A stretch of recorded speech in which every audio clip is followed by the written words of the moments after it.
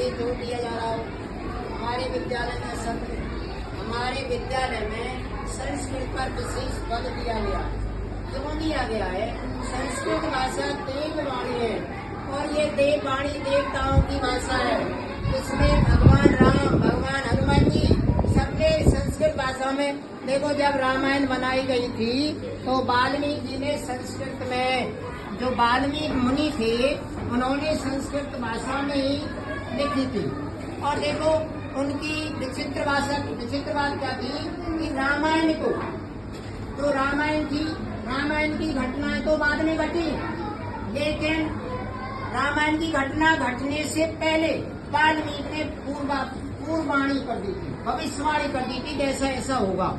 तो आज में जो हमारी संस्कृत रुचिरा है, जो भाग 3 है, उसमें से जो मुख्य नीति नवनीतम का मतलब है मधुर वाक्य।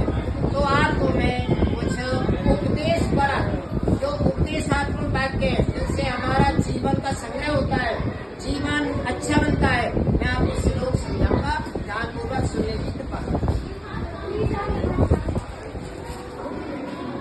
अभिवादनशीलस्य नित्यं दोषेण चत्वारि तस्य वर्धन्ते आयुर्विद्या यशोबलम्। अभिवादनशीलस्य, जो भी कोई अभिवादन करता है, अभिवादन माने नमस्कार करता है, अभिवादनशीलस्य नित्यं मृदो सेवनो, रोजाना अपने से बुजुर्गों की सेवा करता है, चत्वारि तस्य वर्धन्ते, उसकी 4 बातें बढ़ जाती है, आयु विद्या यशो बलम, लंबी आयु हो जाती है, आशीर्वाद मिलता है, यशो बलम, यश भी बढ़ता है, हमारी कीर्ति भी बढ़ती है, और बुजुर्गों के आशीर्वाद से बल भी बढ़ता है, बलम यशो बलम। तो ये 4 बातें हमारी कब बढ़ती हैं? जब हम अभिवादन करते हैं, किसी के सामने झुकते हैं, नमस्ते करते हैं, हम बुजुर्गों के सामने झुके, नमस्ते करें, वह हमें आशीर्वाद देते हैं। तो हम सबको ये शिक्षा लेनी चाहिए कि अपने बुजुर्गों का, अपने माता पिता का, अपने गुरु का सम्मान करना चाहिए, हमेशा सम्मान करना चाहिए ना, करना चाहिए। अब देखो माता पिता के बारे में दूसरा श्लोक बताया गया है कि माता पिता कौन है, क्या है।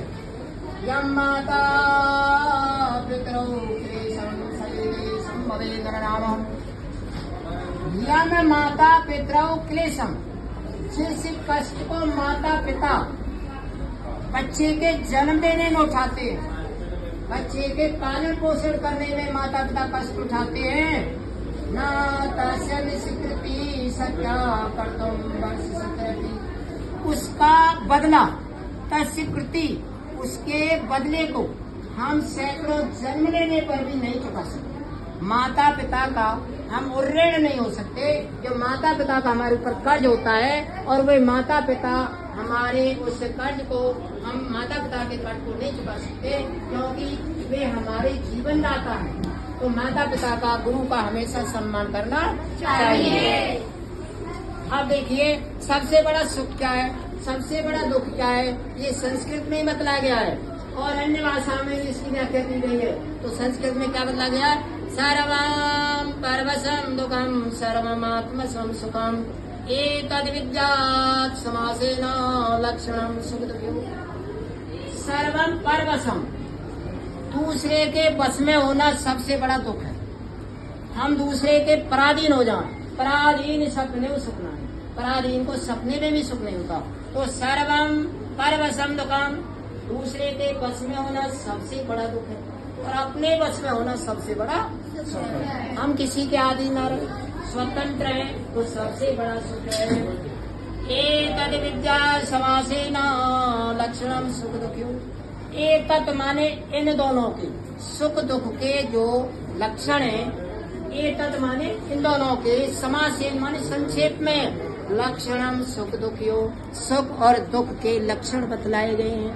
तो हमें यदि सुख से रहना है तो हमें क्या करना है? अपने बस में रहना, अपने पराधीन, किसी के दूसरे के पराधीन नहीं रहना। लेकिन बस में रहने का ये मतलब नहीं है कि स्वतंत्र